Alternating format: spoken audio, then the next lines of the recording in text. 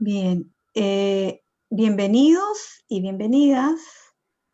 Esta es la sexta y penúltima mesa redonda dentro de un ciclo que ya ha comenzado hace un tiempo acerca de temáticas asociadas a lo que es la responsabilidad social y la ética. Emma, por favor, si puedes regresar a la anterior. Sí.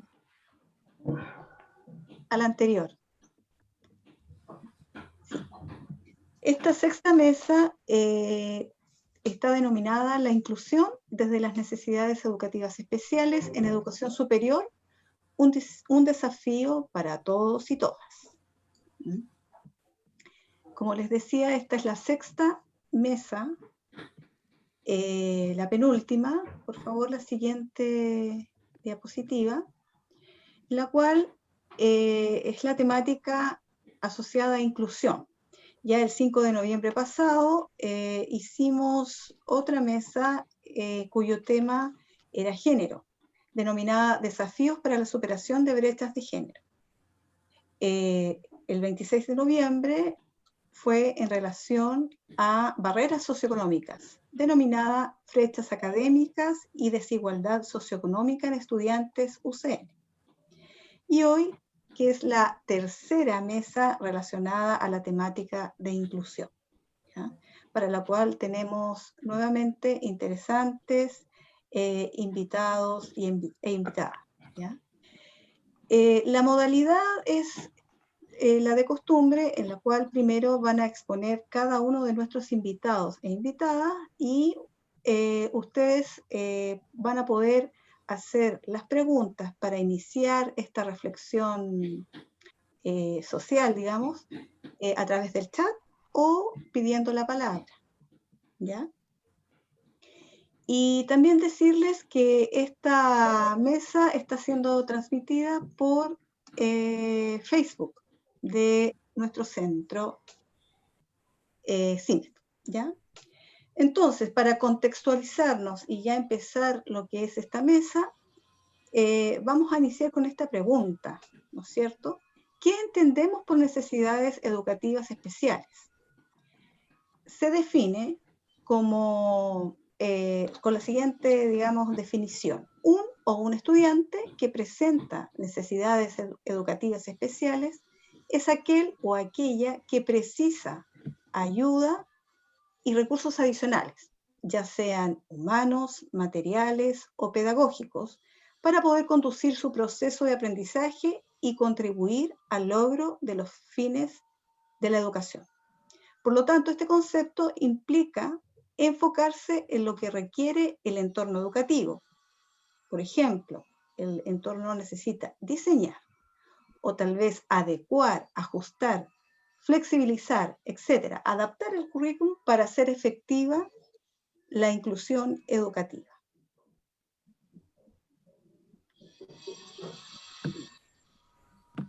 Emma, ¿continúas tú? Sí, me aprovecho de presentar. Mi nombre es Emma Huerta, también trabajo junto a Claudia en CIMET. Les doy la bienvenida, como ellas, a todos y todas. La mesa de hoy apunta a la reflexión, ¿cierto?, sobre las necesidades educativas especiales. Y la pregunta que queremos dejar para ustedes es, desde el rol que cada uno tiene, o que ustedes se pueden hacer preguntando a sí mismos, desde el rol que tengo en la universidad, ¿cómo asumo el desafío de la inclusión de personas con necesidades educativas especiales? Sabemos que hoy en día estamos apuntando a una sociedad mucho más inclusiva, una sociedad que integra las diferentes miradas, opiniones y formas de ser de cada uno de nosotros y de cada una de nosotras. Entonces, ahora vamos a reflexionar específicamente sobre las distintas necesidades educativas especiales. Tenemos unos invitados muy consolidados con una experiencia bien interesante que nos van a presentar distintas miradas a este desafío que tenemos como sociedad. Entonces, les dejo la pregunta para que a medida que vayan avanzando en ellos en sus presentaciones, ustedes puedan ir respondiendo a esta pregunta general que tenemos y que nos hacemos también al momento tanto de ejercer la docencia, de compartir con personas con necesidad educativa y también con trabajadores, porque tal como les mencionaba, tenemos una sociedad mucho más inclusiva. Así es que voy a pegar igual la pregunta en el chat para que después la puedan ver y les voy a presentar a quienes nos acompañan hoy. Hoy va a estar Carlos Barahona Jorquera, que es sociólogo, coordinador de apoyo académico a estudiantes en el Centro de Enseñanza y Aprendizaje de la Universidad Tecnológica Metropolitana. Luego va a presentar Manuel Sandoval, que es periodista, titulado de la Universidad Católica del Norte y analista de comunicaciones de la interna, de la empresa Molinor. Y finalmente se va a presentar Karen Ayma, que es psicóloga y académica del área educacional e inclusión. También es coordinadora estudiantil de Vicerrectoría de Investigación y Desarrollo Tecnológico. Ellos tienen experiencia de alguna forma desde alguna discapacidad, desde alguna situación, ¿cierto?, que han vivido en su vida, y bueno, está muy interesante. También nos acompaña Nilton, que va a ser nuestro intérprete. Para poder acceder a su interpretación, ustedes tienen que poner vista del hablante o vista de lado a lado, y así lo van a poder tener fijo durante esta presentación. Sin más preámbulos, vamos a dejar a Carlos Barahona. Yo voy a dejar de compartir y le doy todo el espacio y todo no sé, la plataforma, la pantalla a Carlos para que nos haga esta presentación desde su mirada y su experiencia, ¿cierto?, respecto a las necesidades educativas.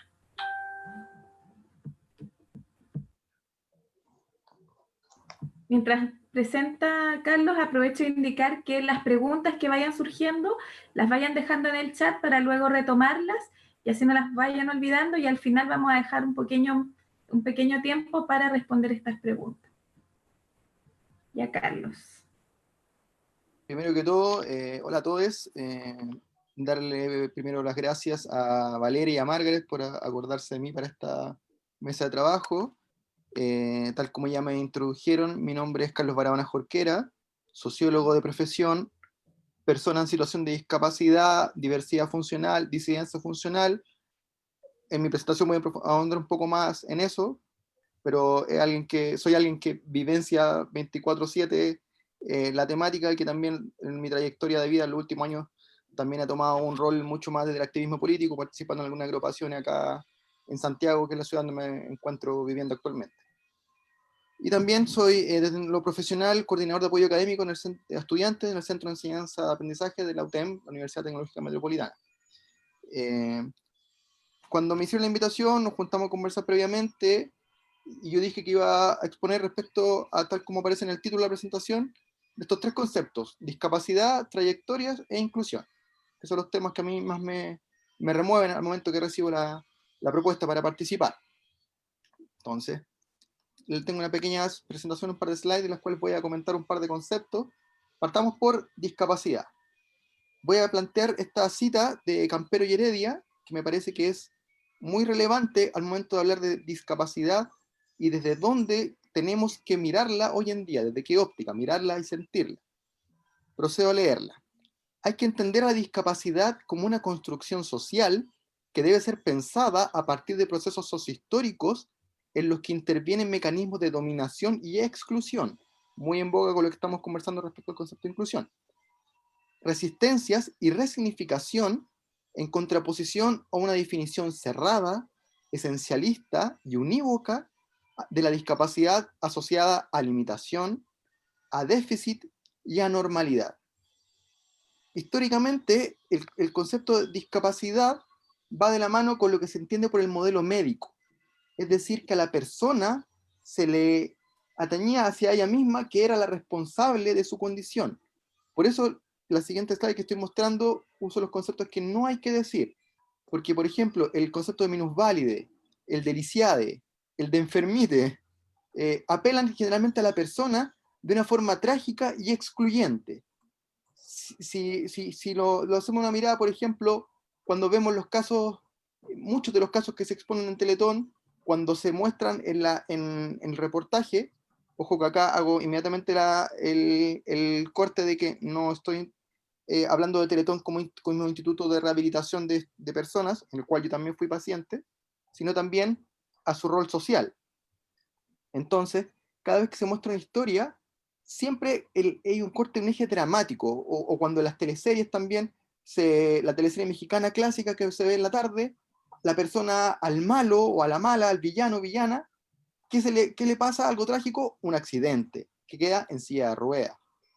Entonces, hay un imaginario social construido en torno a la discapacidad desde este aspecto médico, entendiendo como una tragedia o como algo negativo que le sucede a la persona, y sobre todo a su condición física. Después en adelante hay otro concepto que para mí a nivel personal es el más jocoso, que es el de capacidades diferentes o el de capacidades especiales. Porque tiene una mirada paternalista, asistencialista, un poco infantilizadora y también anuladora de experiencias personales, en el sentido de que cuando uno habla de capacidades diferentes, aquí todos los que estamos participando acá tenemos capacidades diferentes. Algunos son buenos para las matemáticas, otros para la ciencia, otros para la salud. En mi caso tengo más habilidades del lado humanista. Hay personas que corren maratones, hay personas que hacen tatuajes, hay un montón de capacidades distintas. Todos tenemos capacidades distintas. Entonces, hay que dejar de usar ese concepto, y el de capacidad especial también, porque es como otorgarnos por ser diferentes como un halo de ¿cómo decirlo?, de especial, de que todo nos cuesta, de que todos sufrimos, que somos referentes, ejemplos, cuando no necesariamente va a ser así. Entonces, al hacer esto también anula un poco las experiencias personales, porque muchas personas también bajo este mismo premisa dicen, bueno, entendiéndolo así, yo también tengo algún tipo de discapacidad, o yo también soy discapacitado en cierta área. Entonces, al usar ese concepto, me parece que se anula un poco la experiencia de quienes realmente vivimos y sentimos la discapacidad en todo su proceso. El concepto de discapacitado, discapacitades, también si uno lo usa solo, también es un concepto errado, en el sentido de que se le totaliza a la persona como una característica, a partir de una característica que lo constituye. Es por eso que las formas aceptadas, parto con la Convención sobre los Derechos de las Personas con Discapacidad, dice, la discapacidad es un concepto que evoluciona y que resulta de la interacción entre las personas con deficiencias, entendiendo la deficiencia solo desde lo médico, y las barreras debidas a la actitud y al entorno que evitan su participación plena y efectiva en la sociedad, en igualdad de condiciones con las demás. Entonces, los términos correctos a utilizar son persona con discapacidad o persona en situación de discapacidad. El primero que nombro es porque lo primero que se agrega es el apelativo de persona. Somos personas, somos humanos, humanas. Y el segundo, también muy utilizado, es el de situación de discapacidad, tal como decía la cita, que apela a las condiciones del entorno. No solo la persona en sí es la portadora de una discapacidad, sino que el entorno muchas veces discapacita más a una persona. Un ejemplo personal, yo tengo una parálisis cerebral, tengo una hemiplegia espástica, básicamente camino un poco medio robótico, puesto que mis tendones son más rígidos de lo normal. Llevo una vida totalmente en lo cotidiano, muy entre comillas normal, pero un ejemplo concreto, acá cuando yo uso el metro en Santiago, yo puedo subir perfectamente 1000 escalones, sin ningún problema. Pero si son 1000 escalones, no hay una baranda, yo no puedo subir y bajar esos escalones. Entonces el entorno es el que me discapacita. Y también ahí incluye otro concepto que es el de diversidad funcional, que surge de estos activismos de luchas sociales, en el año 2001 en España, en el Movimiento por la Vida Independiente, que se toma de los movimientos que parten en Estados Unidos en los años 70. Ahí aprovecho de recomendar un documental que hay en Netflix que se llama Creep Camp, después lo voy a escribir en el chat, en el cual muestra la historia de todos estos compañeros y compañeras en discapacidad que en los años 70, 80 fueron activistas políticos e impulsaron reformas y leyes en Estados Unidos para la inclusión laboral y de derechos, incluso sexual y reproductivo de las personas con discapacidad. Entonces el concepto de diversidad funcional también se desliga un poco del discapacidad que es que todos utilizamos, porque incluso el concepto de discapacidad es netamente asociado a una categoría política que tiene que ver con la capacidad de mi cuerpo para poder producir en un sistema como el que vivimos hoy en día. Entonces el de diversidad funcional plantea que todos tenemos cuerpos distintos, funcionamos de formas distintas y algunos requerimos más acompañamientos que otros en ciertas áreas o funciones en el espacio público y privado. Pasando al segundo término que coloqué, que era el de trayectoria, le voy a hacer una pincelada bien breve respecto a mi experiencia como, ya que estamos en institución de educación superior y en un ámbito educativo, mi experiencia como estudiante y luego como trabajador, porque esto siempre está ligado al ámbito de la educación. Yo estudié en el Colegio San John School en la básica, producto que desde la Teletón nos recomendaron a mi familia que partiera en un colegio pequeño en el cual de a poco fuese viendo cómo iba siendo mi interacción social, para no estar con tantos niños, evitar de repente tanta pregunta. Sitúen por favor estos años 90 en Chile. Eh, entonces yo en la básica estuve en un colegio pequeño, era un curso por nivel, eh, excelentes recuerdos, grandes compañeros, los papás de mis compañeros también, todo un entorno en el cual me protegían, no me sobreprotegían, me protegían mucho, pero también permitieron mucho mi desarrollo como persona en distintos ámbitos. Hice teatro, participé en actividades, salen disfrazados de lo que se imaginen, un montón de cosas, compañeros que nunca, en los roces que pude haber tenido con ellos, nunca se apeló a mi condición física, sino a otras instancias propias de interacción entre niños. Entonces, los mejores recuerdos de la infancia. Luego, yo mismo me doy cuenta de que ya necesito salir de ese espacio de protección y entrar a un ámbito en el cual pueda desarrollarme por mi propia cuenta. Entonces, yo decido cambiarme de colegio al Andrés Bello en La Serena, en el centro, para ser uno más, para ser uno más. Todo esto también va muy de la mano con mi propio proceso, como yo iba entendiendo mi propia discapacidad. Entonces, ahí en la enseñanza media, adolescencia, fue un periodo bastante complejo, ya que básicamente viví bullying hacia mi persona, pero también entendiendo el bullying como un entorno nocivo en el cual también era mi mecanismo de defensa. O sea, si a mí me molestaban mucho, yo molestaba el doble o el triple.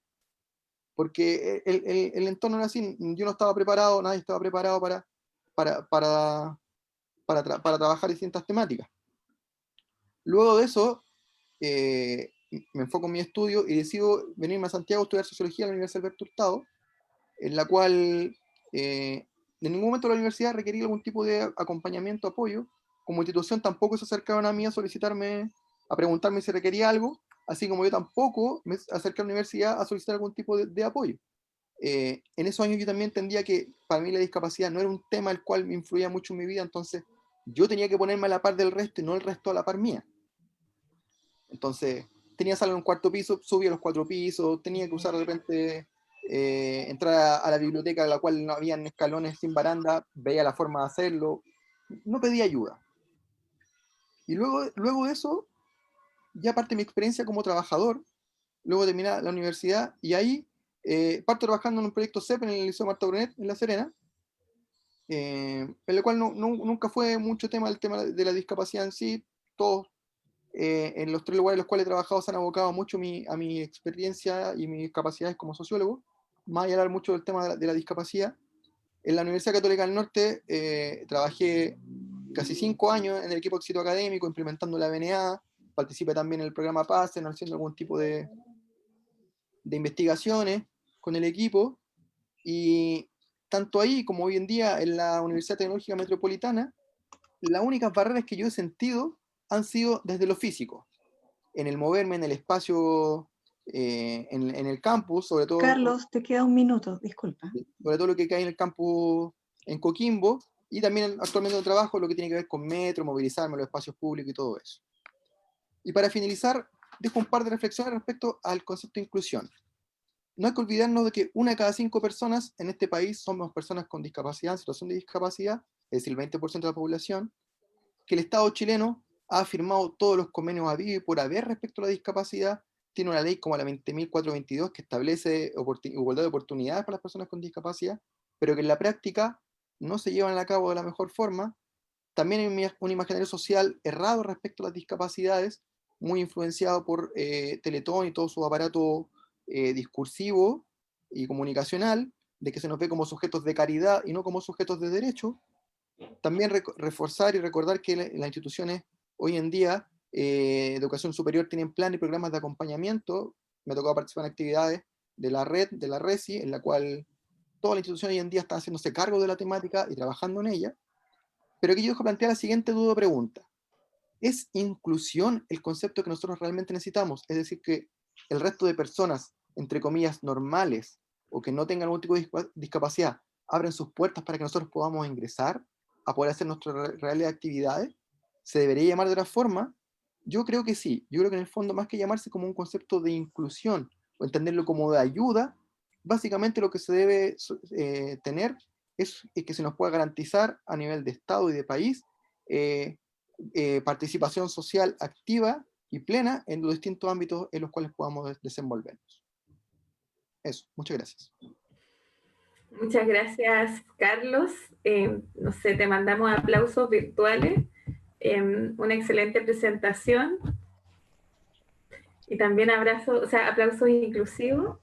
Tenía una gran tarea, Carlos, porque tenía que resumir muchas cosas en muy poco tiempo. Como tenemos 3 presentadores, la idea es que todos nos vayan contando su experiencia, nos vayan contando un poco de cómo abrirnos a esta propuesta que nos hacen, a este desafío, que es la inclusión. Y claro, nos deja también una pregunta, o sea, ¿cómo nos abrimos a este concepto? Que quizá es un concepto que va a tener que a lo mejor a futuro cambiar, no sé, ahí nos dejó una pregunta planteada.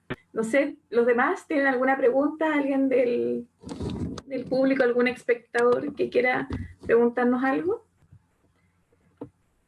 Preguntar a Carlos en este caso sobre lo que nos ha comentado.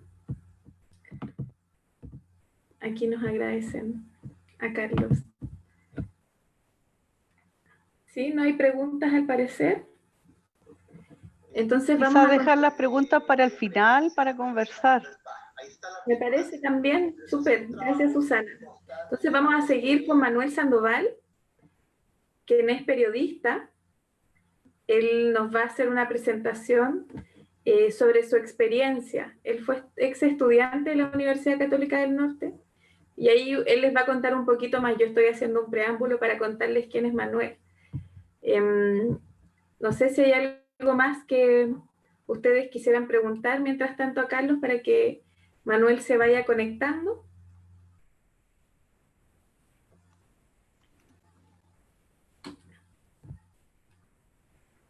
Nos dijo que iba a estar ahí un poquito. Manuel, ¿cómo vas con la presentación?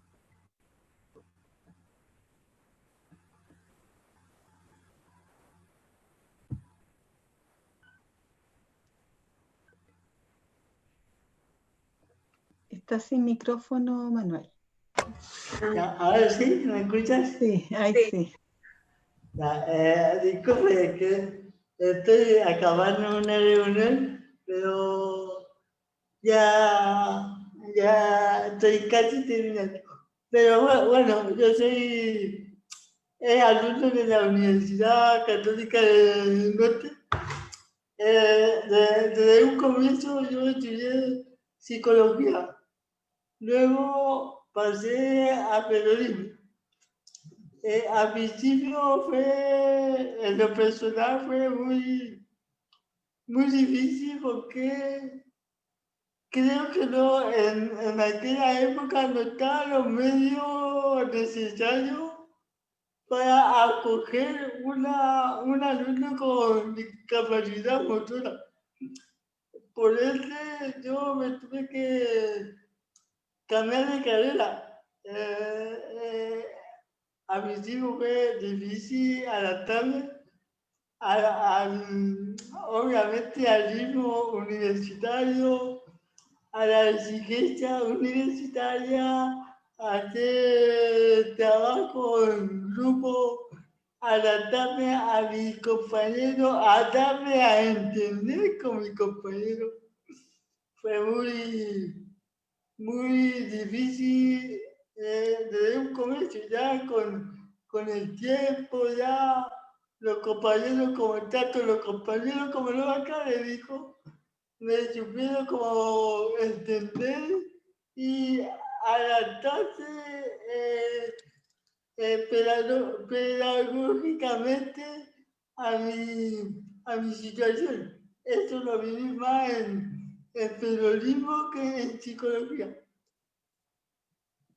No sé si quiere hacerme alguna pregunta, algo.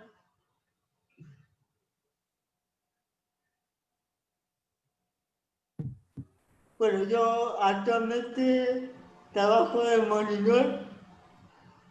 Molinón es una empresa minera, es una empresa chilena, pero tiene sede en Italia, México y China. Y yo pertenezco al área de recursos humanos. Mi cargo es analista de comunicaciones internas, el cual yo coordino las actividades, preparo las notas. Por ejemplo, estamos en la época de la fiesta de fin de año y yo estoy coordinando la actividad, preparando los eventos, reporteando. Como este año es un año diferente, vamos a hacer la actividad de día online. Entonces es algo nuevo tanto para mí como para la compañía. Yo ya en la compañía llevo 4 años, entonces en esto estoy en este tiempo. No sé si alguna consulta, pregunta.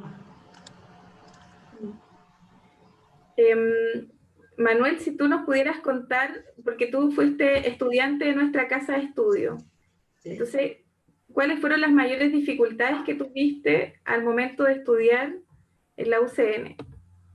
Ya, cuando yo ingresé a la carrera de psicología, yo en aquel entonces yo no podía escribir de forma manual, con lápiz y papel. Entonces, mi manera de evaluación era a través de un notebook, computador portátil, cosa que no tuve como esa facilidad en la carrera de psicología. Cuando llegaba la fecha de la prueba, ustedes saben que lo académico pasa banco por banco, y cuando llegaba a mi banco decía: Manuel, me olvidé de tu prueba, te la voy a tomar otro día que me tocaba 2 pruebas más. Entonces ustedes saben, la carrera sabe que como norma general no te puede dar más de 3 pruebas en un mismo día, y yo lo tuve que hacer.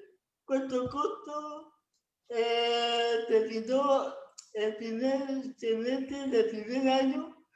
Yo tenía, si no mal recuerdo, tenía 6 ramos, de los cuales me sé 4. Entonces, lamentablemente, desde un comienzo yo ya estaba mentalizado en dejar la universidad.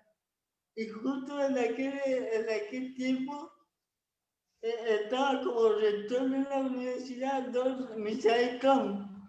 Misael Camus me mandó a llamar y me explicó la situación. Y yo ya estaba mentalizado que yo me tenía que ir de la universidad. Entonces Misael me dijo: Manuel, mira, yo no quiero que te vayas de la universidad. Yo te ofrezco la carrera de periodismo completamente gratis. Entonces yo obviamente acepté el desafío, porque si bien yo conocía la carrera, nunca me imaginé estudiando la carrera. Ahora está lo paradójico, que se supone que de todas las carreras humanistas que tiene la UCN, la más humanista debiera ser, creo yo, psicología. Y no fue así, fue periodismo. Periodismo no me hizo la carrera fácil, pero tuvo la sabiduría de buscar el método pedagógico a mis condiciones, ya sea con disertaciones, pruebas orales, un trabajo escrito, cosas que no tuve en psicología. Corto, yo la carrera de periodismo de 5 años que durará, la carrera yo me levanté 5 años y medio.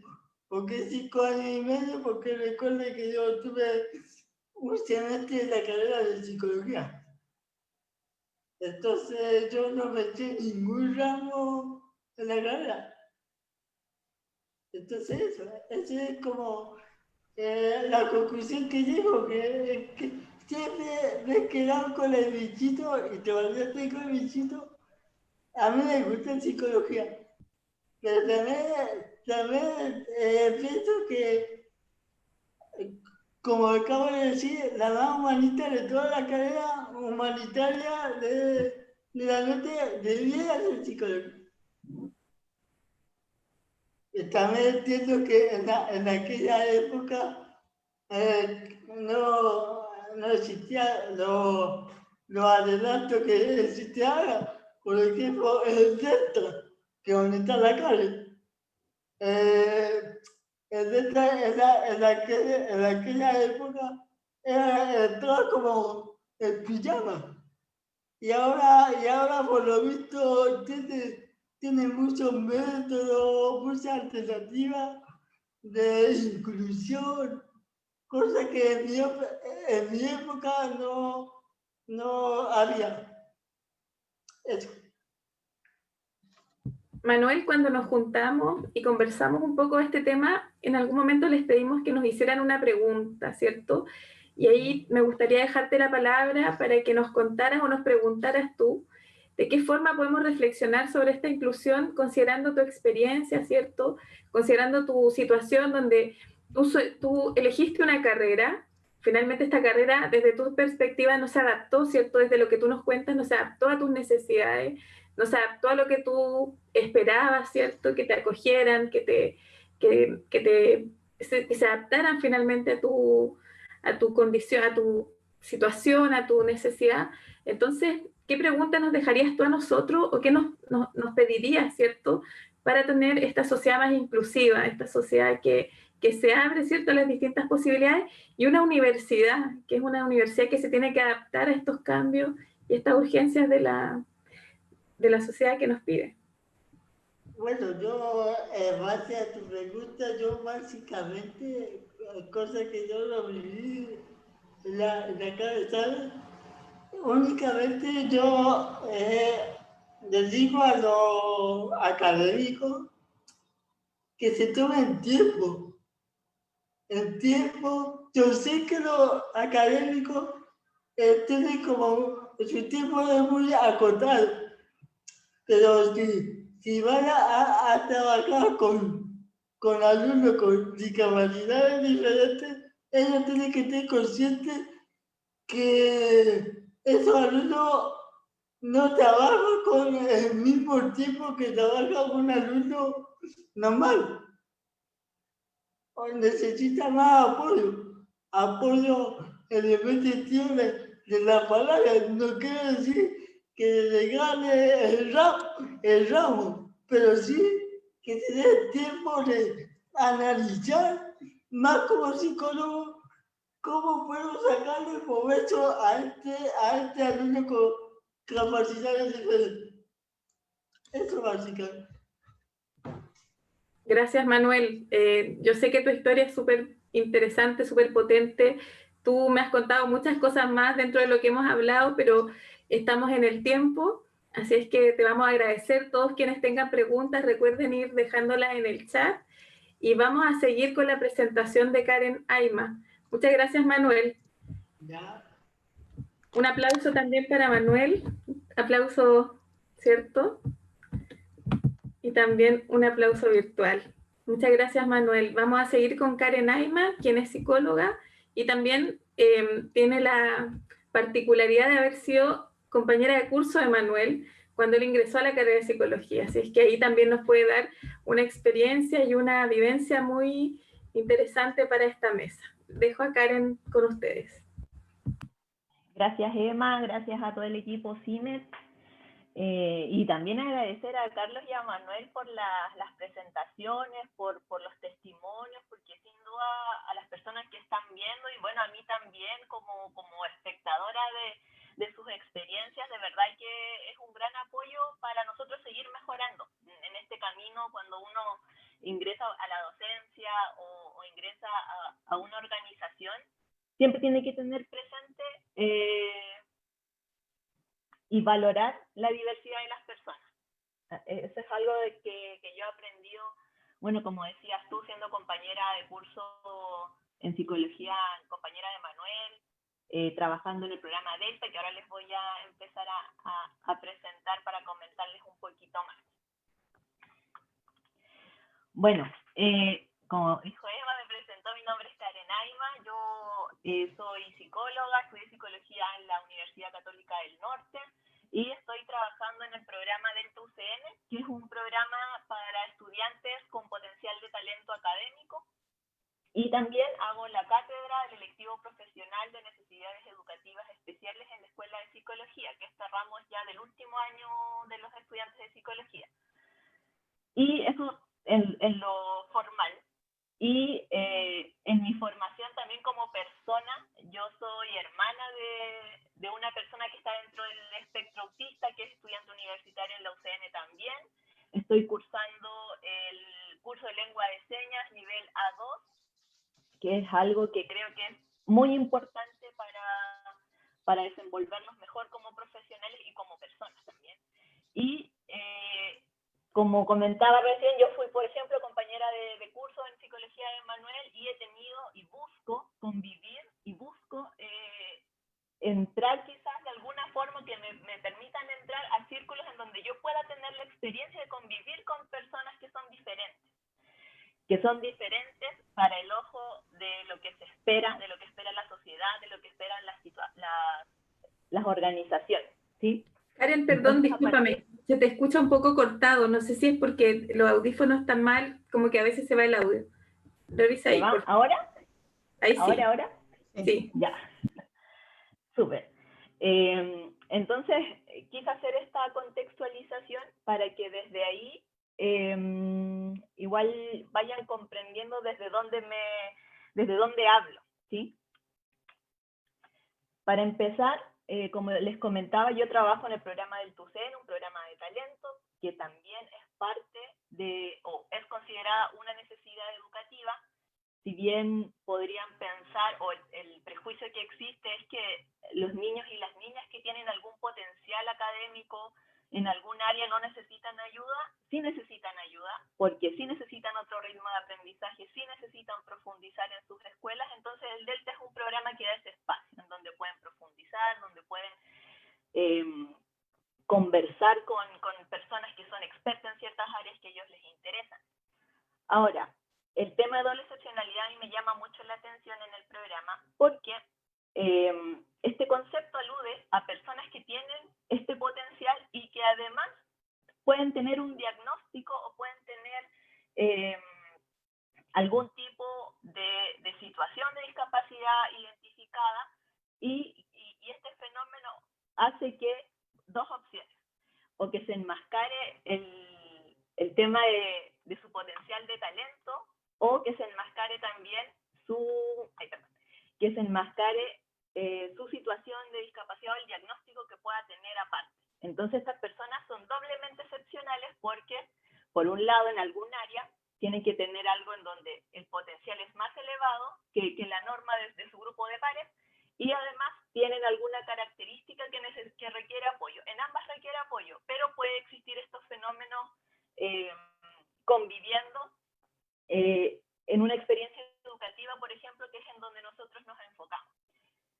Y a partir de ahí, yo creo que lo importante, y por qué lo menciono, es porque, como en alguna parte decía Carlos, a veces nosotros cuando vemos a las personas miramos antes lo que carece, miramos antes lo que es diferente, miramos antes en lo que se va a diferenciar del resto de sus compañeros, o en dónde va. Nosotros creemos que sabemos qué es lo que va a ser más conveniente para ellos y ellas.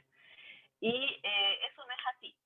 O sea, tenemos que complementar esa visión, porque todos carecemos de algo, todos nos falta, a todos nos cuesta más algo, pero sí lo que necesitamos complementar es ver en dónde nosotros rendimos bien, cuáles son nuestras fortalezas, en dónde nosotros somos más expertos o expertas, qué se nos da más fácil, porque es obvio que en cualquier persona van a haber estos dos niveles, ¿cierto? No todos somos, manejamos bien nuestras emociones y además manejamos bien nuestro tiempo de trabajo, o no todos somos muy organizados, organizadas, y además no todos tenemos distintos niveles, todos tenemos así como distintos niveles y vamos tratando de ecualizar respecto de lo que nos demanda el entorno, ¿sí? Y a propósito de eso es que a mí me interesó este tema, y de a poco, una vez saliendo de la carrera, fui ingresando al tema de necesidades educativas, más que nada por autoformación. Y ese camino de autoformación me lleva después de mi titulación y de empezar a trabajar. Hace 4 años yo ejerzo y hago clases en el electivo profesional de necesidades educativas, que ha sido un agrado de verdad hacerlo. Yo creo que aprendo mucho junto con los estudiantes, que es algo que para mí como docente ha sido muy importante. O sea, yo he tratado de hacer el ramo de tal manera en donde podamos aprender juntos y juntas, en donde mi rol como docente no sea de entregarles información, sino de empezar a reflexionar y trabajar. Y a partir de ahí, una de las experiencias que tuvimos, y como se muestra en esta foto, es que nos hicimos la pregunta: si existe programa de integración en los niveles básica y media, ¿qué pasa en la universidad? ¿Dónde se van esas personas? ¿Cuáles serían las primeras hipótesis? Que quizás una persona que egresa de cuarto medio, que ha sido acompañada por un programa de integración, probablemente si ingresa a la universidad no lo necesita, que eso no lo sabemos. O quizás en el lado más negativo, que las personas que son parte de un programa de integración no van a ingresar a la universidad. Puede ser también. O que las personas no ingresan porque la universidad no está adaptada, que es otra opción, ¿sí? Como todas las preguntas en el área social, todas pueden ser una respuesta, o como también ninguna, como si lo podemos analizar. Entonces, a partir de ahí, se les ocurre a los estudiantes, y parte de su evaluación también es ver qué hacemos con eso. ¿Qué hacemos con eso? ¿Tenemos compañeros y compañeras que requieren de algunos apoyos? Puede ser. Entonces, empezamos a hacer, con el permiso de la jefatura de carrera de la Escuela de Psicología, esto del año 2017, dar información, como lo ven acá. Ese es el patio de la Escuela de Psicología afuera, y empezamos a dar información, por ejemplo, del sistema de escritura braille, de los pictogramas, de la lengua de señas, de cultura sorda, y de todos los que los estudiantes creían que eran pertinentes, porque si tuviéramos que abarcar todo sería como una intervención gigante. Entonces lo que hicimos fue intervenir de cierta forma en la escuela de psicología, y los chiquillos y las chiquillas, junto a mí y al profesor de taller, que en ese tiempo era Gonzalo Ramírez, creamos esta señalética inclusiva, en donde ustedes pueden ver que está con pictogramas, y a todas las oficinas de la escuela fuimos integrando esta señalética como un poco para llamar la atención de que habían personas que no se estaban incluyendo en lo que es la Escuela de Psicología. Entonces, como pueden ver ahí de nuevo, están los pictogramas, está el sistema braille y está la sala de observación. ¿Cuáles fueron los aprendizajes ya desde el lado pedagógico? Por ejemplo, los chiquillos y las chiquillas averiguaron que para poder hacer la escritura en braille hay cierta cantidad de distancia entre cada punto del sistema braille, que tiene que ser ese tamaño en esos centímetros, porque si no se va a comprender para la persona que táctilmente pueda codificar lo que está escrito. Y eso lo hicimos con goma eva, con materiales escolares, con lo que teníamos. Y también los chiquillos y chiquillas aprendieron que la lengua de señas tiene que ser chilena porque hay, como en nuestra propia lengua, hay variaciones que tienen que ver con el lugar donde están las personas. Entonces, esos fueron aprendizajes desde el hacer. Y así ellos fueron conociendo mucho más sobre cómo ellos hacer espacios inclusivos más que comprender y tener un momento de reflexión sobre inclusión. E interviniendo su propio espacio. Y luego la Escuela de Psicología nos resultó este llamado de atención y la Escuela de Psicología implementó en su señalética oficial, incorporó braille y también, como sale acá, que está como la guía de la Escuela de Psicología, donde están todas sus oficinas con braille y escrito, y en una posición en donde se puedan tocar, se pueda codificar con la mano, ¿cierto? Que también nos dimos cuenta que eso no solo proporciona apoyo a una persona que pueda ir a la escuela y sea ciega, sino que también quizás a una persona que sea más pequeña, que tenga una estatura menor al promedio, porque tiene más cerca la información, puede servir a algún chico, una chica, niños y niñas que van a la escuela de psicología y que siempre van a la universidad para que lean de mejor manera qué oficinas están ahí. Sirven para todos y todas. Y ahí está otro ejemplo, que ahí la lengua de señas la pusimos de manera de icono para que haya mayor comprensión y también en la parte baja. Ahora, respecto al tema desafío. Te queda un minuto, Karen. Ya. Respecto al tema desafío. Nosotros en los distintos ramos, en las distintas generaciones del electivo de necesidades educativas, siempre nos hemos preguntado por qué pasa en la inclusión en la educación superior. Y he tenido respuestas geniales de los y las estudiantes. Una de ellas es que nuestra meta es dejar de hablar de inclusión. ¿Cómo así? Es que el ambiente tenga tan pocas barreras, o sea, tan consciente de la diversidad de personas que ya ni siquiera sea necesario hablar de incluir, del acto, de dar el lugar, como decía Carlos, del acto, de hacer nosotros el espacio para que otra persona pueda, sino que esa es nuestra meta, como que ya no sea necesario que evidenciar barreras para otras personas. Y también, como les decía recién, porque hay programas de integración en las escuelas, y no lo hay en la universidad.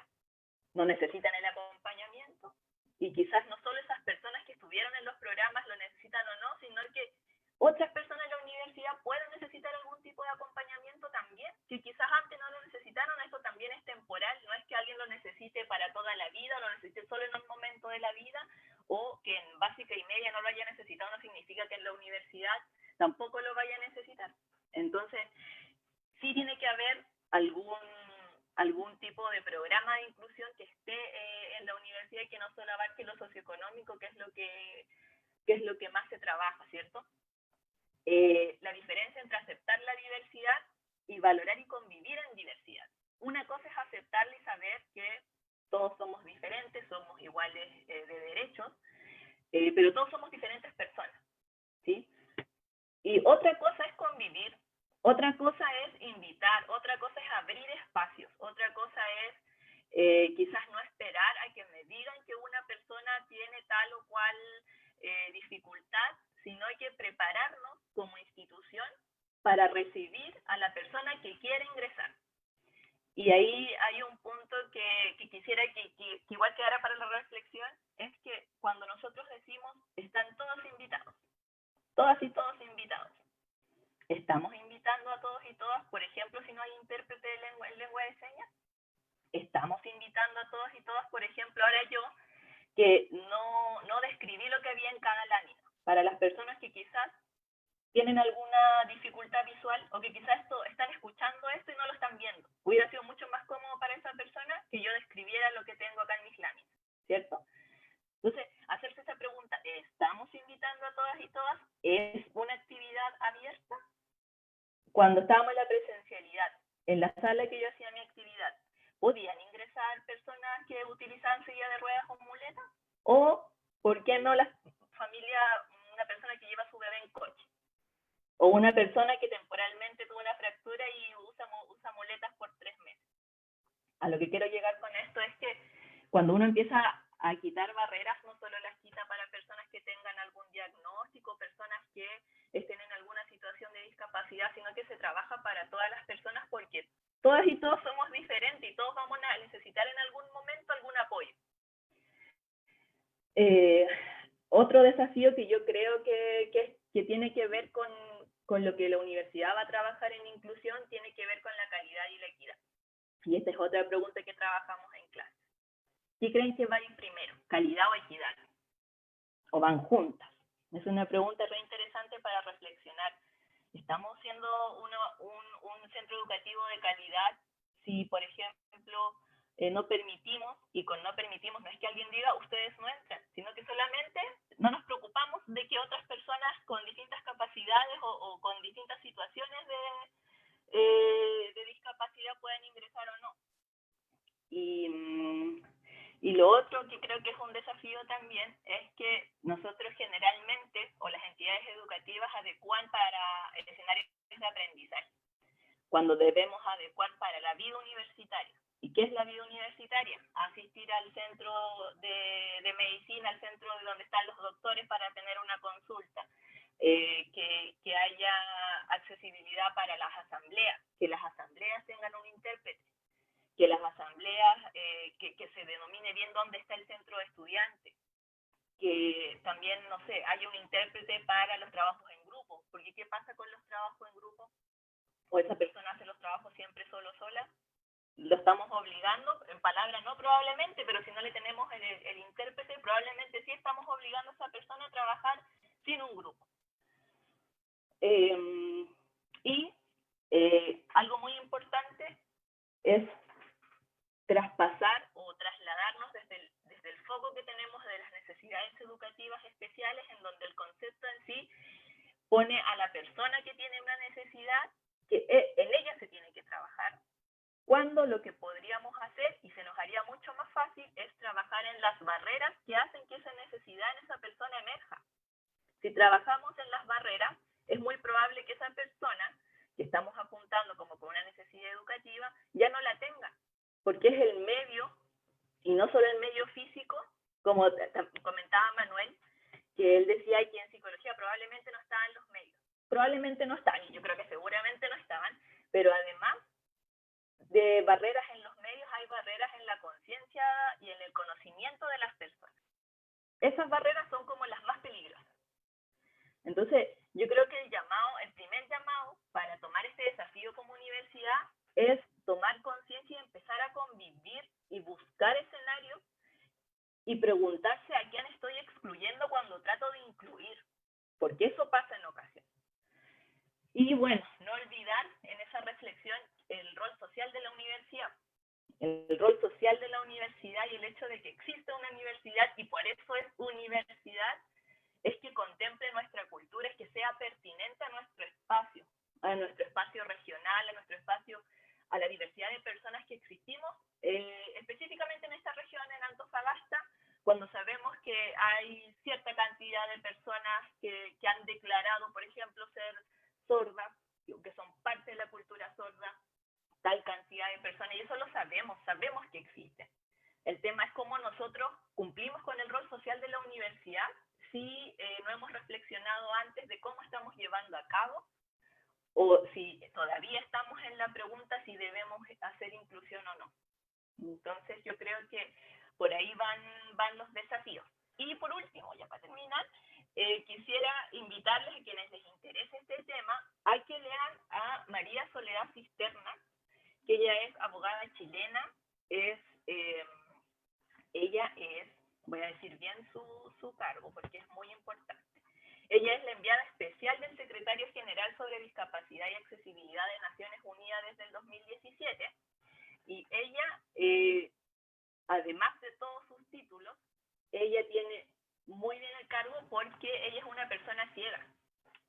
Entonces ella mejor que nadie nos puede hablar de esto, y eso es lo que también yo intento y lo que me di cuenta también. Yo veo esto desde la psicología en mi ramo, pero también me di cuenta que tenemos que tener acceso o tenemos que empezar a convivir con ciertas, con la diversidad de personas que existen, porque ellas son las que nos van a enseñar a cómo abrir estos caminos, pues no podemos nosotros desde nuestra perspectiva hacerlo. Así es que ahí yo creo que están los desafíos y las varias invitaciones a reflexionar que quise compartir hoy día, y espero que sirva también para que se hagan hartas preguntas. Muchas gracias. Gracias, Karen. Nuevamente aplaudimos por tu presentación. Sí, muy bien.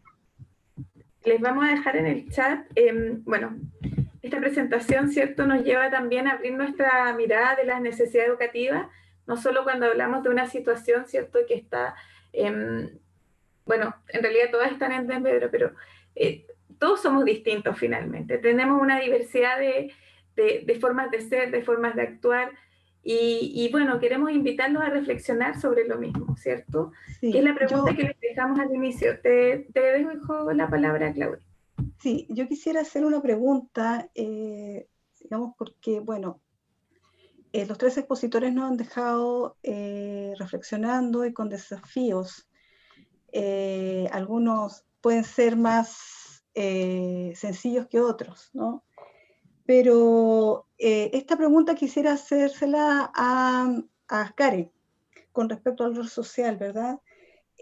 ¿Cómo harías tú o cómo orientarías la articulación, ¿no es cierto?, de la escuela o de la enseñanza media a la educación superior en términos de inclusivos? Bueno, no sé si lo pueda decir, pero por ejemplo desde mi rol de docente y también como trabajo en el programa Delta, que trabajamos con estudiantes de liceos y escuelas, he tenido la oportunidad de conocer a profesionales de los programas PIE, que con sus características, sean buenas, sean malas, hacen un trabajo tremendo por la inclusión. Y yo creo que para empezar un proyecto es tener el contacto con esas personas, es saber que ellas sepan, por ejemplo, cómo pueden los chiquillos y las chiquillas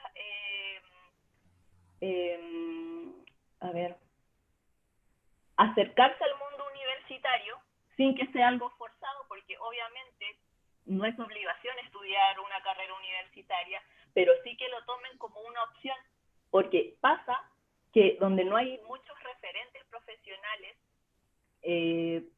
por ejemplo, con distintas características o en situación de discapacidad, los chiquillos y las chiquillas no lo toman como una opción el poder estudiar en alguna universidad. Y sumémosle que en la universidad, como tampoco hay un programa de acompañamiento, que probablemente es menos opción poder estudiar. Entonces, yo creo que conversar con estos profesionales, con las escuelas, y también tener referentes como Manuel, como Carlos, que son los que hay que destacar para empezar a abrir el camino para que más personas tomen la opción o la consideren como para reflexionar sobre, ¿sabes qué? Si yo quisiera, podría hacerlo. Como que tuvieran ese pensamiento. Entonces yo creo que por ahí es el primer camino, o sea, como el primer paso, ¿sí? Porque si pensamos en grande, claro, deberíamos trabajar con cada escuela para saber, por ejemplo, qué generaciones son las que vienen, cómo viene esta generación, cómo se está educando a los estudiantes que van a ingresar a nuestra universidad, y qué colegios qué liceos o escuelas aportan más estudiantes a nuestra universidad.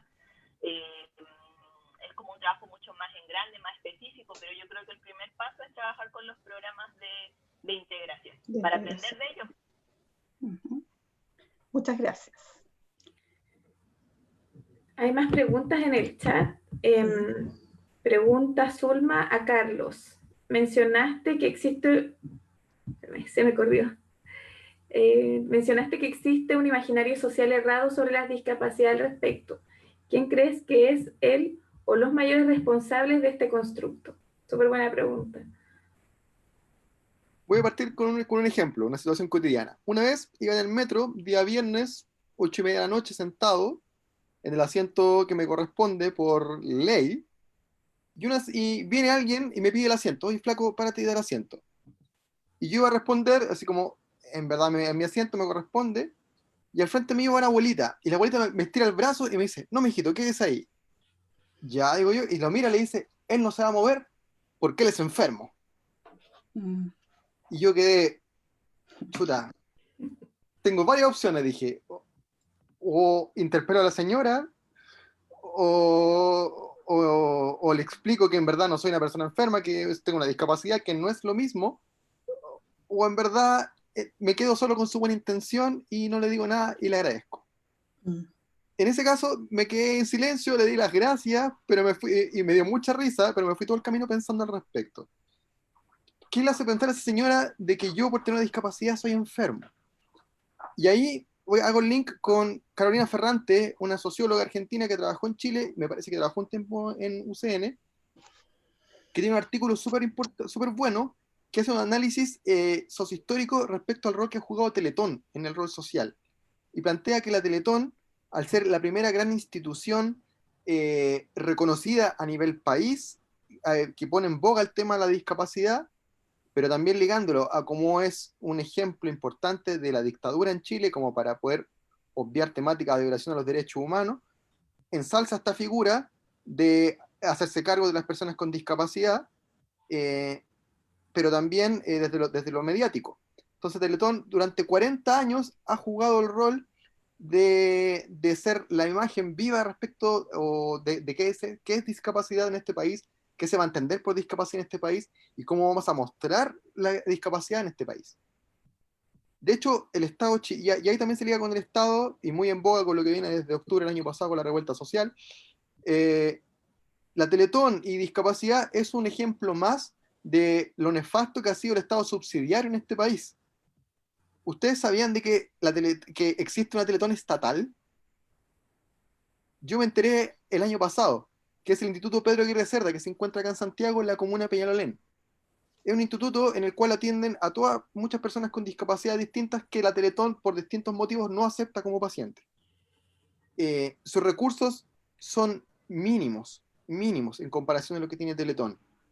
Y ahí, por ejemplo, también destaco a Luis Vera, un compañero sociólogo que trabaja en la Universidad de Chile, que tiene un análisis súper importante que planteó una investigación de que si el 1% del presupuesto del Ministerio de Salud de este país se encargara a trabajar temática con discapacidad, no necesitaríamos tener campañas de recolección de dinero como lo hace Teletón. Entonces, hoy en día el rol de Teletón es cierto, desde lo médico es innegable, todo el impacto tecnológico y de tratamiento para las personas con discapacidad es notable. Yo hoy en día no estaría sentado acá hablando con ustedes si no fuese sido por esos 20 años que pasé en Teletón. Así de simple. Pero, ¿a costa de qué? A costa de que se piense que soy enfermo, a costa de que se piense de que soy una persona que requiere ayuda. Otra vez en el metro, por ejemplo, un día me tocó con una señora, un cabro me pidió, me dijo, ¿te ayudo a subir la escalera? No, le dije, flaco, gracias. Ya, pues, ¿te ayudo? No, gracias, si de verdad puedo. Y me respondió, ya, pues, es que quiero hacer mi buena acción del día. Entonces, nosotros no somos sujetos de caridad, solo es espacios de derecho, somos diferentes. Y ahí también hago el cruce con el concepto de interseccionalidad, con distintas categorías, como ustedes mismos en las mesas han estado conversando, con desigualdad económica, de género, de clase, de interculturalidad.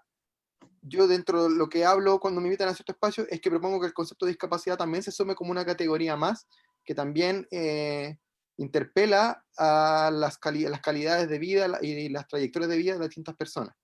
No es lo mismo el relato que les voy a hacer yo como hombre hetero con discapacidad a una mujer con discapacidad o a una mujer trans con discapacidad, porque ahí claramente las distintas trayectorias se ven, las distintas opresiones se ven plasmadas en las diferentes trayectorias.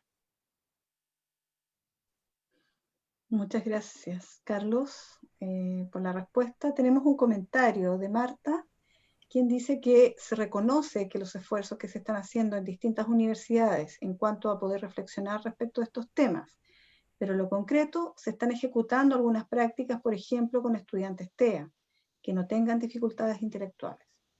Sí. hay cada vez más recurrente, ¿no es cierto?, un ingreso de estudiantes con TEA que están estudiando en la UCM, para lo cual los profesores, la verdad es que se han visto con ese desafío de poder implementar estrategias para que ellos puedan aprender lo mismo que sus compañeros, ¿verdad? Bien, recuerden que pueden plantear sus preguntas a través del chat o tal vez si levantan la mano, ¿no es cierto? Al parecer Valeria, ¿sí? Quiere plantear una pregunta. Valeria.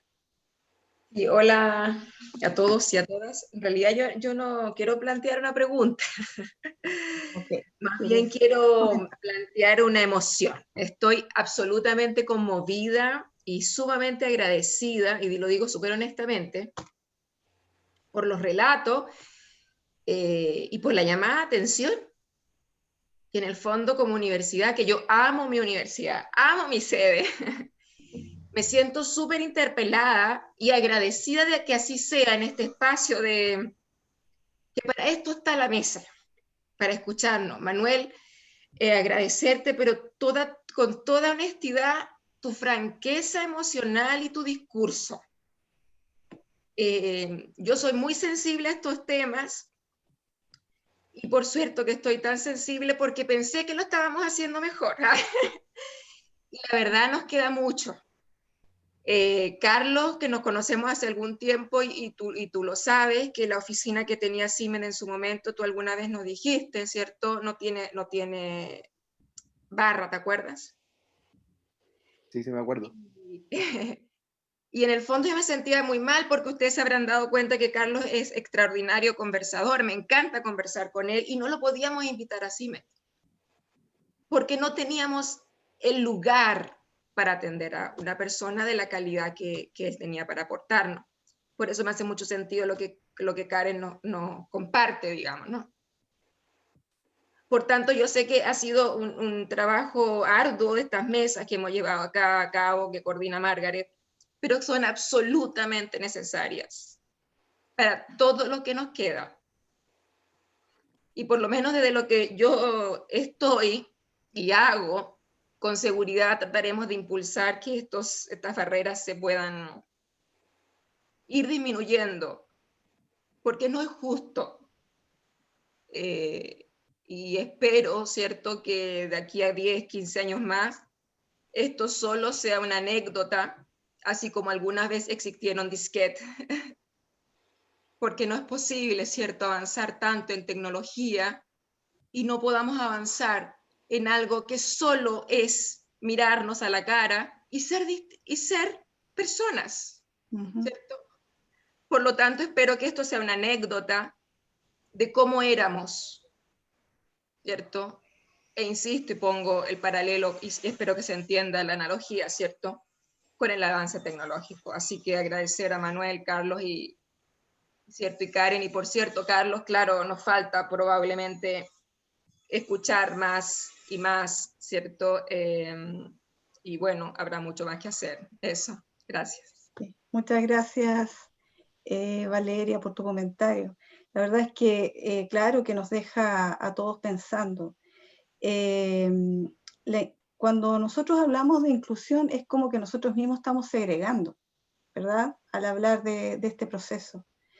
Y la verdad es que lo que yo puedo apreciar es que hay mucho desconocimiento de todos y todas, o sea, de la humanidad en general con respecto a ciertas características que tenemos todos, ¿no es cierto? La diversidad es rica. Por lo tanto, yo creo que, de hecho, yo todavía estoy pensando en la pregunta que planteó Carlos. ¿Es inclusión lo que necesitamos o debemos llamarla de otro nombre? Pero si hablamos de inclusión, creo que el pie de partida para poder hacer que todos somos iguales, con diversas características, es tener una apertura mental, una actitud nada más que de respeto. eso es lo que afianzo en esta tarde. Claudia, ¿Mm? justamente, y agradezco las palabras de Valeria, que igual se nota que igual le interesa el tema, y lo importante que es hacerlo, es el tema, trasladarlo a prácticas y a actos, eso es como la clave. Y justamente a propósito de eso les mencionaba a esta abogada María Soledad Cisterna, que es la secretaria enviada por las Naciones Unidas en temas de discapacidad y accesibilidad, que cuando a ella se le pregunta qué es lo que se necesita para empezar, y lo que nos falta ahora como universidad, por ejemplo, es la toma de conciencia. Esa es la clave, la toma de conciencia. ¿Y cómo podemos tomar conciencia? No solo quizás pensando como sujetos de caridad, pensando en lo que les falta, pensando en que todas las personas con cierto tipo de discapacidad no tienen algo, pero sí son buenas personas, no sé. No ese tipo de toma de conciencia, sino ese tipo, el tipo de toma de conciencia de convivir. Yo en el convivir, para mí está la clave. O sea, para mí, no solo las familias, por ejemplo, en la escolaridad, no solo las familias que sean mamás, papás de un niño o una niña con algún diagnóstico en alguna situación de discapacidad son las que tienen que pedir a los colegios o escuelas que los ingresen. Son todas las familias, porque al ingresar ese chico o chica va a enriquecer a toda la escuela. Ahí vamos a aprender, ahí esos niños, esos compañeros de curso van a tomar conciencia de que hay distintas maneras de estar, de ser persona, de movilizarse, de pensar, de aprender, de hablar, utilizar una lengua diferente, aprender más desde lo visual. En las escuelas esa toma de conciencia empieza. Entonces, para mí no es que solamente esas familias deberían estar pidiendo ingresar, sino que en los colegios todas las familias deberían solicitar y exigir a las escuelas que ingresen esos chiquillos y chiquillas, que hay un programa de inclusión, y no solo por ellos, sino porque probablemente sus hijos, sus hijas, el resto de los chicos y chicas van a tener alguna necesidad, y si no hay programas de inclusión, ¿qué tipo de escenario escolar le estamos dando a esos niños, a esas niñas? Uno muy ficticio, uno artificial, en donde las personas son iguales, aprenden de la misma manera, más encima en los colegios que todos se visten igual. Entonces, ya ahí estamos dándole a los niños y a las niñas ese sello de que mientras más parecido a ti, mejor. Y cuando alguien no se parece tanto a ti, ¿qué hago? Y es lo que nos pasa a nosotros probablemente. Por eso nos remueve tanto este tema.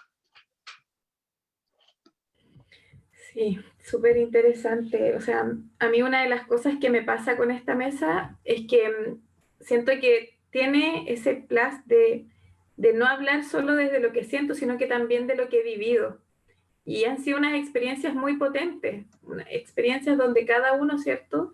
Y sobre todo nuestros invitados, que para mí son unos súper ganadores, para, no sé, tener que luchar día a día para poder conseguir eso y a veces ni siquiera conseguirlo, como nos decía Manuel, es algo que te remueve y que nos invita, ¿cierto?, a nosotros a removernos también. Y me parece muy bien esa mirada de, claro, ¿por qué hablamos de inclusión? O sea, estamos hablando de que hay alguien que está dentro y alguien que está afuera.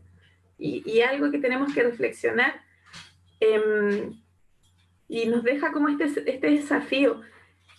No sé, ¿hay alguien más que quiera hacer una pregunta, aprovechando a Carlos, porque aquí estamos para que ustedes para que conversemos, analicemos y pueden resolver sus preguntas? Carlos, Manuel, Karen, les dejamos ahí también la posibilidad de que lo puedan plantear. Parece que Manuel quiere... ¿Me escuchan? ¿Comentar? Sí. Si no mal recuerdo, a ver, la universidad siempre ha tenido la intención de incluirlo a los alumnos con discapacidad. Lo que pasa es que estoy hablando de aquella época. Si existía la intención y tenía los medios, pero al mismo tiempo la universidad desconoce o desconocía muy poco el tema de la discapacidad. ¿Por qué? porque yo ya me incorporé definitivamente a la carrera de periodismo. La carrera de conocer, la escuela de periodismo tiene la sala en un segundo piso, ¿no es cierto? Y a mí me colocaron una, no sé si ustedes conocen, una silla oruga que sube la escalera. Pero a mí obviamente que no me servía porque si yo echaba una competencia con la silla, yo llegaba mucho más rápido caminando arriba. Entonces, creo que la Universidad siempre tuvo la intención y creo que aún la tiene de hacerlo la vida universitaria más fácil, pero desconoce bien cómo ofrecer los medios a los distintos alumnos con discapacidad. Y eso yo creo que hay que educar. No sé si me logro a entender. Sí, Sí. muchas gracias, Manuel. Dale, Karen. Sí, ahí quería hacerme cargo de lo que comentaba Manuel, que nosotros estudiamos en la misma generación, y en esos tiempos claramente yo no tenía tanto conocimiento sobre el tema, y de hecho cuando pasó esta situación de Manuel que se echó los ramos, los que íbamos juntos, y le ofrecen esta posibilidad, le ofrecen esta posibilidad, yo pregunté, y yo creo, y ahí en mi perfil de estudiante de psicología, pregunté y no entendí, la verdad no entendí.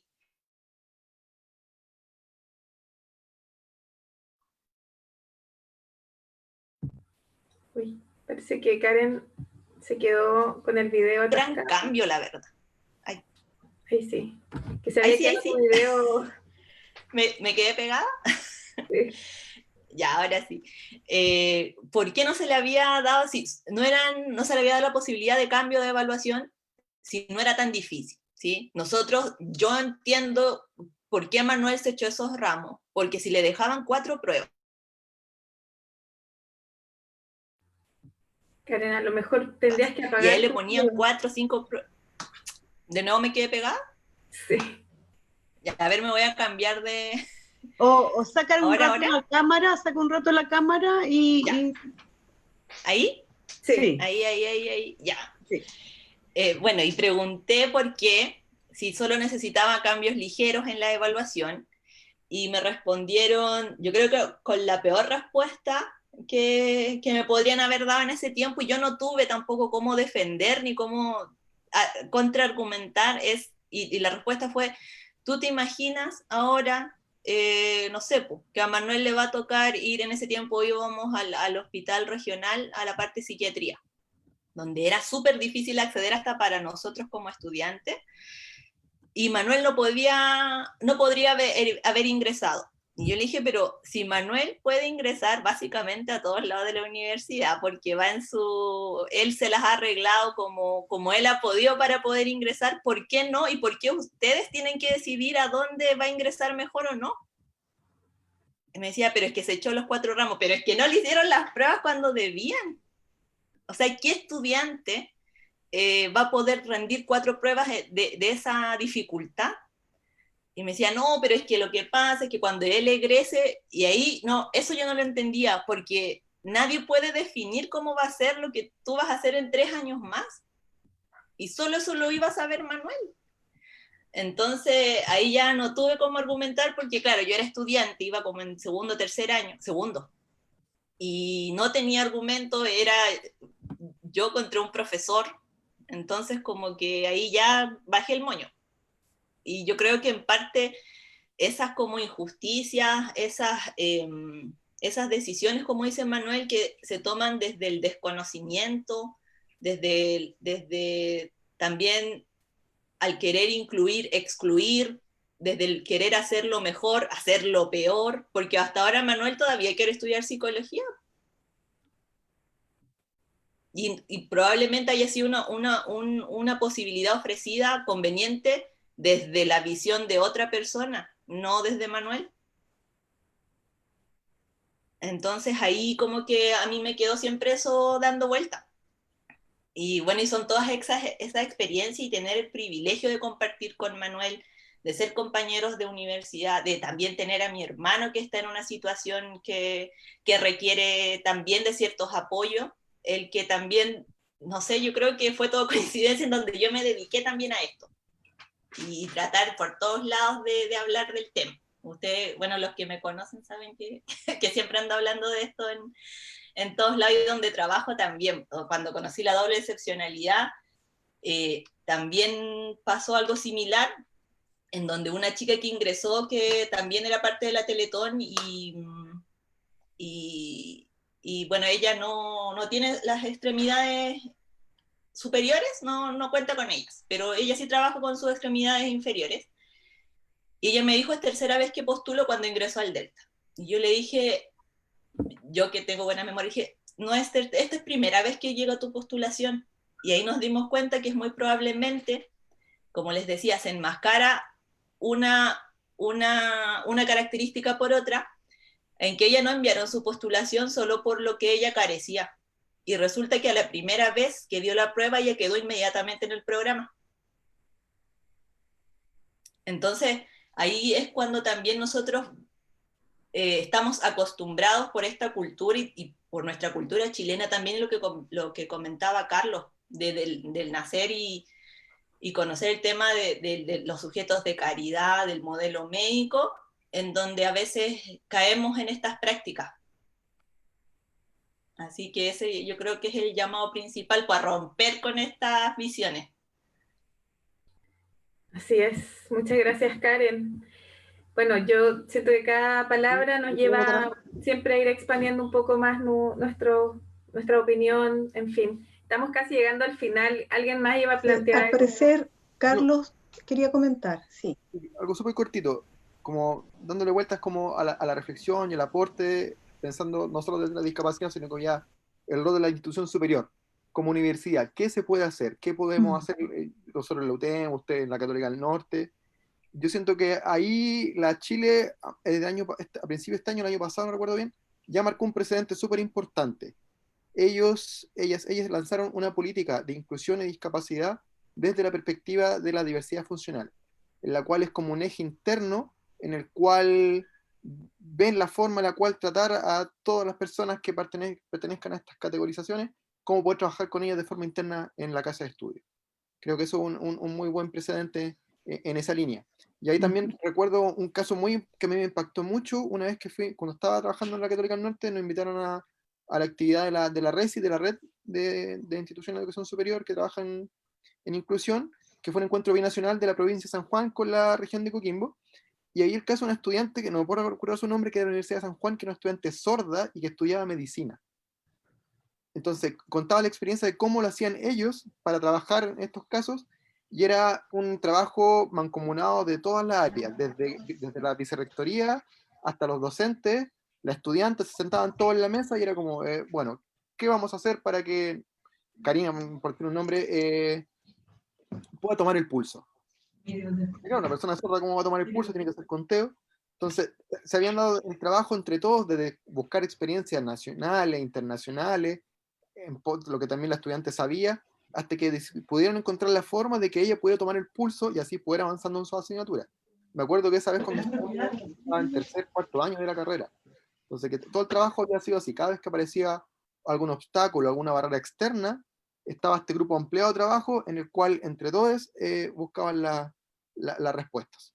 Entonces, creo que esos dos ejemplos son súper buenos como para ir marcando y abriendo terreno respecto a cómo poder responder esta inquietud y no quedarnos solo en el ¿qué hacemos? Muchas gracias, Carlos. María Luz. Mira, yo quería hacer un comentario con respecto a que, como decía Manuel, era que hay que educar a los demás.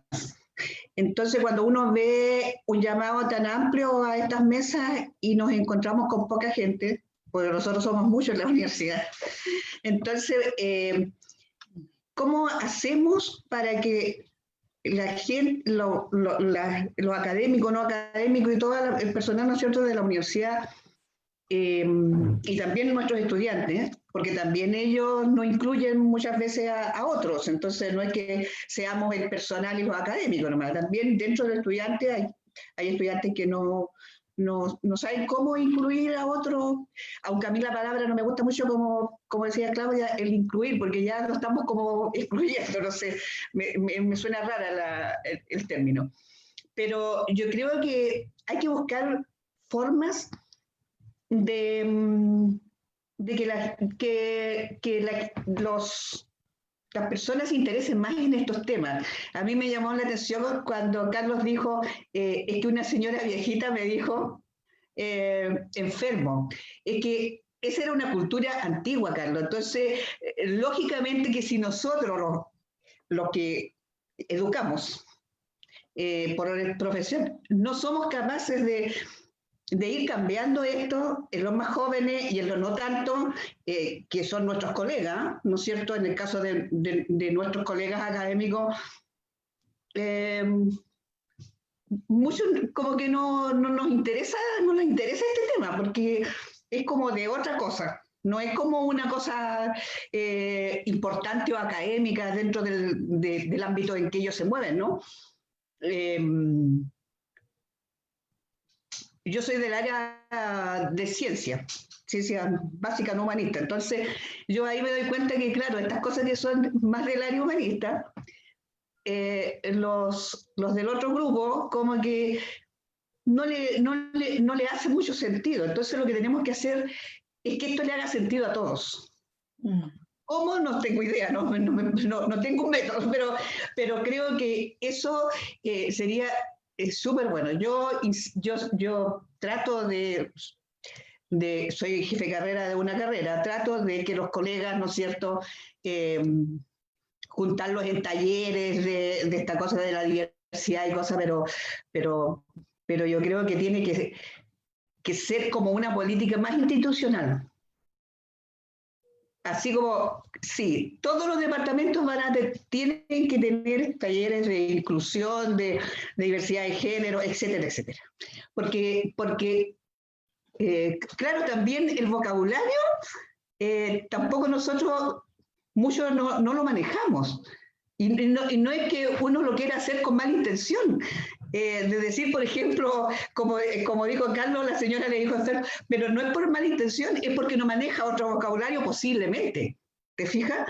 Entonces, nosotros que educamos, lo que deberíamos hacer es tratar de, ¿no es cierto?, divulgar este vocabulario, divulgar lo que significa y cómo se podrían hacer diferentes cosas para que los cuales se llaman las personas, que no sé si está bien, dice la palabra, con capacidades especiales, puedan ser,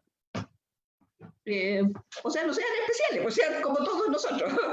Entonces, eso yo creo que tenemos ahí, lógicamente, como una institución de educación superior, mucho trabajo, pero hay que empezar por la base, para transmitirlo desde allí, porque desde allí uno transmite al estudiante, a la persona que trabaja, etcétera, etcétera. Entonces yo creo que nos queda mucho camino. Gracias, María Luz. Las reuniones, ¿no es cierto?, estos conversatorios, mesas redondas, lo que sea mucho más amplio.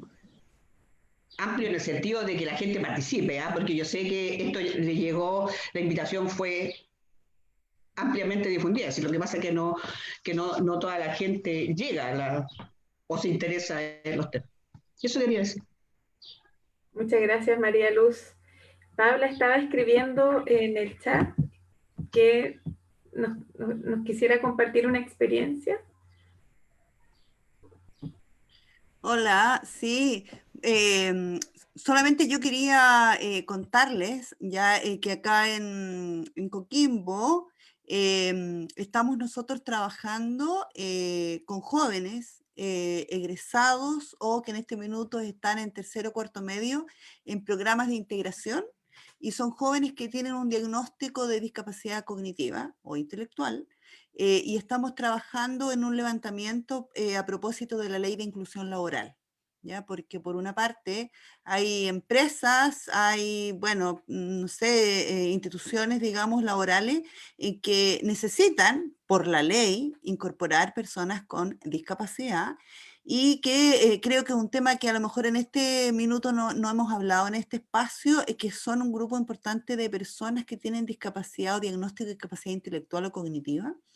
Y que ellos tal vez podríamos pensar que tienen muchas menos posibilidades, ¿verdad?, de desarrollo a nivel, por ejemplo, educativo.